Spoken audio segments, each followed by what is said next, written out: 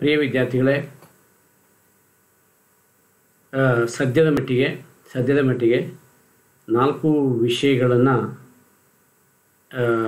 ನಿಮಗೆ ಪರಿಚಯಿಸುವಂಥ ಕೆಲಸವನ್ನು ನಾನು ಮಾಡಬೇಕಾಗ್ತದೆ. 2 ಕೋರ್ ಸಬ್ಜೆಕ್ಟ್ ಮತ್ತು 2 ಇಲೆಕ್ಟಿವ್. ಸೊ ಈಗಾಗಲೇ ನಿಮಗೆ 2 ಸಬ್ಜೆಕ್ಟನ್ನು ಪರಿಚಯಿಸಿದ್ದೇನೆ. ಒಂದು ಇಂಡಿಯನ್ ಎಕಾನಮಿ, ಎರಡನೆಯದು ರಿಸರ್ಚ್ ಮೆಥಡಾಲಜಿ. ಇವಾಗ ಮೂರನೆಯದಾಗಿ ಎಕಾನಮೆಟ್ರಿಕ್ಸ್ ಏನು ಕೋರ್ ಸಬ್ಜೆಕ್ಟ್ ಇದೆ, ಪಾರ್ಟ್ 1 ಅದು ಎಕಾನಮೆಟ್ರಿಕ್ಸ್ 1. ಮುಂದಿನ ಸೆಮಿಸ್ಟರಲ್ಲಿ ಎಕಾನಮಿಕ್ಸ್ ಪಾರ್ಟ್ 2 ಅಥವಾ ಭಾಗ 2 ಅಥವಾ 2 ಅನ್ನು ನೀವು ಅಧ್ಯಯನ ಮಾಡ್ತೀವಿ. ತುಂಬ ಸರಳವಾಗಿರ್ತಕ್ಕಂಥ ಸಿಲೆಬಸ್ ಇದೆ. ನನಗಾಗಲೇ ಹೇಳಿದ ಹಾಗೆ ನೀವು ಎಕಾನಮೆಟ್ರಿಕ್ಸ್ ಸಂಬಂಧಪಟ್ಟಂತೆ ಸ್ವಲ್ಪ ಎಲ್ಲ ವಿದ್ಯಾರ್ಥಿಗಳು ಅಧ್ಯಯನ ಮಾಡ್ತಾ ಇದ್ದೀರಿ ಎಂದು ನಾನು ಅಂದ್ಕೊಂಡಿದ್ದೇನೆ. ಇದು ವಿಶ್ವವಿದ್ಯಾಲಯದ ಸಿಲೆಬಸ್ಸನ್ನು ಬ್ರೀಫಾಗಿ ನಿಮಗೆ ಈಗ ನೀಡ್ತಾ ಹೋಗ್ತೇನೆ. ದಯವಿಟ್ಟು ಅದನ್ನು ಕೂಡ ನೀವು ತಗೋಬೇಕು. ಸೊ ಇದು AC 502 econometrics part 1. So introduction and the syllabus that I am going to give you.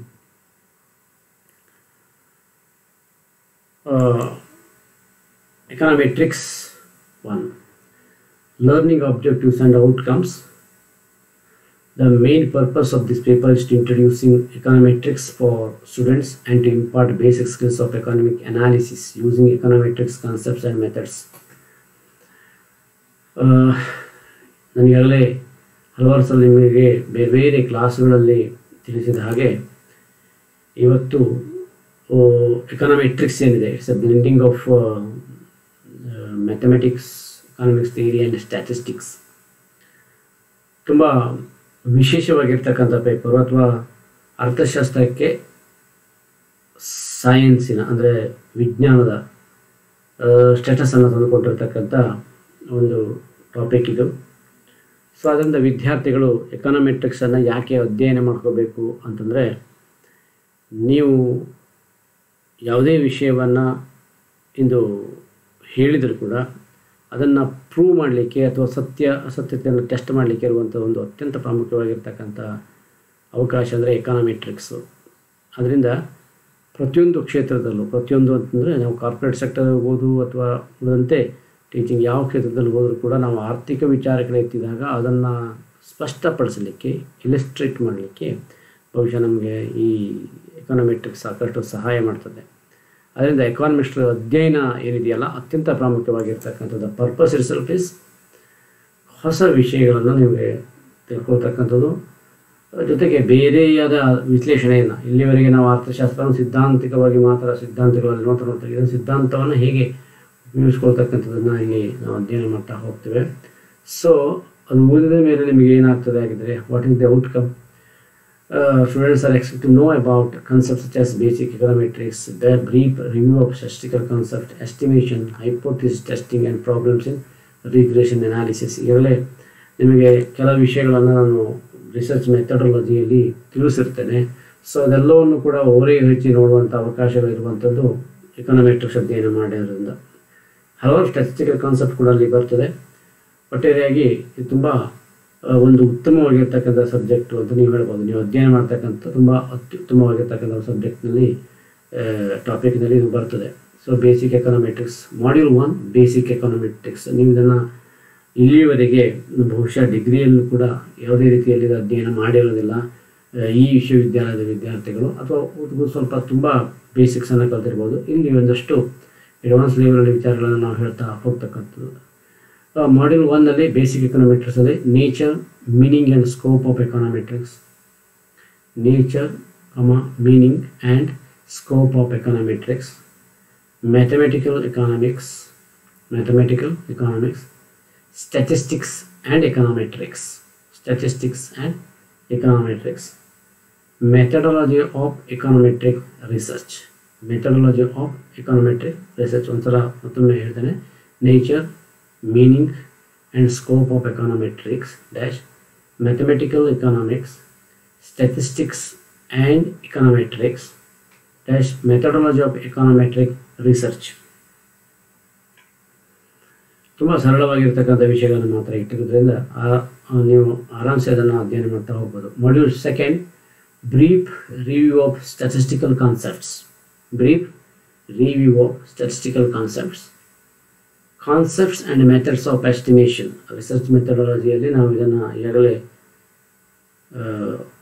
ಕಂಡುಕೊಂಡಿದ್ದೇವೆ. So the same one is repeated here. Almost all the same one is repeated here because here it is the illustrations part, that is a theoretical part. Concepts and methods of estimation. Concepts of sampling. Concept of sampling dash random and non-random sampling. Random and non-random sampling dash stratified and cluster sampling. Stratified and cluster sampling. Probability proportional to size. Probability proportional to size. Multi-stage random sampling. Multi-stage random sampling and their applications. Multi-stage random sampling and their applications. Sampling from normal distribution. Sampling from normal distribution. Sampling from normal distribution dash desirable properties of an estimator. Desirable properties of an estimator. Desirable properties of an estimator dash point and interval estimation. Point and interval estimation. Point and interval estimation. Point and interval estimation dash confidence limits. Confidence limits dash hypothesis testing. Hypothesis testing. Hypothesis testing dash type 1 and type 2 errors. Type 1 and type 2 errors dash testing based on Z. Testing based on Z comma T and X square, that is G square tests. G square tests. ಇದು chapter number 2ದಲ್ಲಿ ಬರ್ತಕ್ಕಂಥದ್ದು. ಏನೆಂದರೆ research ಮೆಥಡಾಲಜಿಯಲ್ಲಿ ನಾವು ಈಗಾಗಲೇ ಬಹುತೇಕ ವಿಷಯಗಳನ್ನು ನೋಡಿದ್ದೇವೆ. So ಇಲ್ಲೂ ಕೂಡ ಏನಾಗ್ತದೆ, ಅದೇ ಚಾಪ್ಟರ್ ರಿಪೀಟ್ ಆಗ್ತದೆ. ಸ್ವಲ್ಪ ವಿಶ್ಲೇಷಣಾತ್ಮಕವಾಗಿ ವಿತ್ ಎಕ್ಸಾಂಪಲ್ಸ್ ನಾವು ಪ್ರಾಬ್ಲಮ್ಸನ್ನು ಸಾಲ್ವ್ ಮಾಡುವಂಥ ಕೆಲಸವನ್ನು ಕೂಡ ಇಲ್ಲಿ ಮಾಡಬೇಕಾಗ್ತದೆ. ಆದರೆ ಇದು ಕೂಡ ಸರಳವಾಗಿರ್ತಕ್ಕಂಥದ್ದೇ. ಸ್ವಲ್ಪ ಆಸಕ್ತಿ ಇಟ್ಟು ಕೇಳಿದಾಗ ಅಧ್ಯಯನ ಮಾಡಿದಾಗ ಇದು ಸಾಧ್ಯತೆ ಇದೆ. ಇದು ಚಾಪ್ಟರ್ ನಂಬರ್ ಮಾಡ್ಯೂಲ್ ನಂಬರ್ 2 ಆಯಿತು. Module number 3. Module number 3, problems in regression analysis. Problems in regression analysis. Problems in regression analysis. Simple and linear regression model. Simple and linear regression model dash nature of disturbance term. Nature of disturbance term dash functional forms. Nature of disturbance term dash functional forms dash assumptions dash estimation through OLS approach. Estimation through OLS approach. Estimation through OLS approach dash concept and derivation. Concept and derivation of R square to R2. Concept of derivation of R2. Assumptions, estimation through OLS approach dash concept and derivation of R2 dash concept and analysis of variance. Concept and analysis of variance. Concept and analysis of variance. ಇಷ್ಟು ತುಂಬ ಸರಳವಾಗಿರ್ತಕ್ಕಂಥ ಸಿಲೆಬಸ್ಗಳನ್ನ ಈ ಪೇಪರ್ನಲ್ಲಿ ನಿಮಗೆ ಇಟ್ಟಿದ್ದಾರೆ. ಯಾವುದೇ ರೀತಿಯ complication ಇಲ್ಲ, ಸರಳವಾಗಿ ಅಧ್ಯಯನ ಮಾಡ್ಕೊಂಡು ಹೋಗ್ತಕ್ಕಂಥದ್ದು. ಒಂದಷ್ಟು ಉದಾಹರಣೆಯನ್ನು ಬಿಡಿಸಬೇಕಾಗಿರ್ತಕ್ಕಂಥದ್ದಿದೆ. Reference advanced econometrics by T Amemiya, AMEMIYA, Amimaya, Harvard University. Harvard University. Harvard University Press, Cambridge, Mass. ಎರಡನೇದು ಎಕನಾಮೆಟ್ರಿಕ್ಸ್ ಬೈ BH ಬಾಲ್ಟಗಿ, ಇದು spring, New York. Next introduction to econometrics by C. ಡೊಂಗಾರ್ಟೆ, Oxford University Press, New York.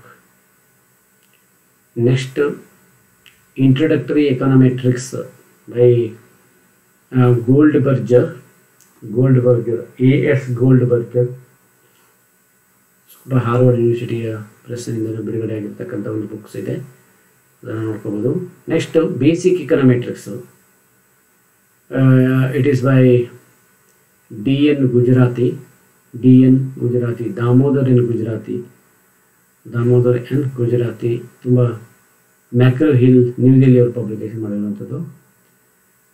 Next undergraduate econometrics, R.C. Hill ಮತ್ತು R.C. Hill, E.G. William and G.G. Judge, 3 ಜನ ಸೇರಿಕೊಂಡು ಬರೆದಿರ್ತಕ್ಕಂಥ ಪುಸ್ತಕ ಇದೆ. ಇದು ಬೆಲೆ ನ್ಯೂಯಾರ್ಕ್ ಪಬ್ಲಿಕೇಶನ್ಸು. ಮತ್ತೊಂದು a guide to econometrics, MIT plus New York, P. Kennedy ಅವರು ಬರೆದಿರ್ತಕ್ಕಂಥದ್ದು. ತುಂಬ ಪುಸ್ತಕಗಳನ್ನು ಓದಲಿಕ್ಕೆ ಕೊಟ್ಟಿದ್ದಾರೆ. Elements of econometrics by J. Kmenta, ಇದನ್ನು ಕೂಡ ನೀವು ಓದ್ಬೋದು. ನೆಕ್ಸ್ಟು ಮುಖ್ಯವಾಗಿ theory of econometrics by A. Koutsoyiannis, ಇದು ತುಂಬ ಉಪಯುಕ್ತವಾಗಿರ್ತಕ್ಕಂಥ, ಎಲ್ಲ ಪುಸ್ತಕಗಳು ಉಪಯುಕ್ತವಾಗಿರ್ತಕ್ಕಂಥದ್ದು. ಆದರೂ ಕೂಡ ಥಿಯರಿ ಆಫ್ ಎಕನಾಮೆಟ್ರಿಕ್ಸ್ ಸರಳವಾದ ಭಾಷೆಯಲ್ಲಿ ನಿಮಗೆ ಎಕ್ಸ್ಪ್ಲೇನ್ ಮಾಡ್ತಾ ಇರ್ತಕ್ಕಂಥದ್ದು. The Macmillan Press Limited, London publication ಮಾಡಿರ್ತಕ್ಕಂಥ ಪುಸ್ತಕ. A. ಕೊರ್ಸಿಯಾನಿಸ್ ನೀವು ನೋಡ್ಕೋಬೋದು. ಇನ್ನು KIL Krishna, econometrics a application in India ಅಂತ ಪುಸ್ತಕ ಇದೆ. ಮತ್ತು econometrics methods and application by Maddala, GS Maddala, ಅದನ್ನು ನೋಡ್ಕೋಬೋದು. ಇನ್ನು introduction to econometrics by Theil, H. Theil. ಇದು ಸಾಮಾನ್ಯವಾಗಿ ಕೆಲ ಪುಸ್ತಕಗಳು. ನಿಮಗೆ ಇಲ್ಲಿ ಅತಿ ಹೆಚ್ಚಿನ ಪ್ರಮಾಣದಲ್ಲಿ ಉಪಯೋಗಿಸುವಂಥದ್ದು ಒಂದು Damodar N Gujarati, basic econometrics ಅಂತ ಪುಸ್ತಕ ನಮ್ಮ ಲೈಬ್ರರಿಯಲ್ಲಿ ಬೇಕಾದಷ್ಟು ನಿಮಗೆ ಅವೈಲೇಬಲ್ ಇದೆ. ಇದರ ಜೊತೆಗೆ ಅತ್ಯಂತ ಪ್ರಾಮುಖ್ಯವಾಗಿ ರೆಫರೆನ್ಸ್ ಮಾಡುವಂಥ ಒಂದು ಪುಸ್ತಕ ಅಂತಂದರೆ ಕೊರ್ಸಿಯಾನಿಸ್ ದ ಥಿಯರಿ ಆಫ್ ಎಕನಾಮೆಟ್ರಿಕ್ಸ್ ಅಂತ. ಇವೆರಡು ಪುಸ್ತಕಗಳನ್ನು ಅತಿ ಹೆಚ್ಚು ರೆಫರ್ ಮಾಡಿದ್ರೆ ಬಹುಶಃ ಹೆಚ್ಚಿನ ಸಿಲೆಬಸ್ ಕವರ್ ಆಗ್ತದೆ ಅಂತ ನಾನು ಅಂದ್ಕೊಳ್ತೇನೆ. ಉಳಿದಿರ್ತಕ್ಕಂಥದ್ದು ಪುಸ್ತಕಗಳು ಬಹುತೇಕ ನಮ್ಮ ಲೈಬ್ರರಿಯಲ್ಲಿ ಅವೈಲೇಬಲ್ ಇದೆ, ಬಟ್ ನಂಬರ್ ಆಫ್ ಕಾಪಿ ಸ್ವಲ್ಪ ಕಡಿಮೆ ಇರ್ಬೋದು. ಯಾರ್ಯಾರು ವಿದ್ಯಾರ್ಥಿಗಳು ಓದಲಿಕ್ಕೆ ಉಪಯೋಗ ಆಗ್ತಕ್ಕಂಥದ್ದು ಮಾಡ್ಕೋತಿರೋ ಅವರೆಲ್ಲರೂ ಕೂಡ ಇದನ್ನು ಉಪಯೋಗಿಸ್ಕೊಂಡು ಓದ್ಬೋದು. ಪುಸ್ತಕಗಳ ಬಗ್ಗೆ ತುಂಬ ನೀವು ತಲೆ ಬಿಸಿ ಮಾಡ್ಕೊಳ್ತಕ್ಕಂಥ ಅಗತ್ಯತೆ ಇಲ್ಲ. ಇದು it is available in the library.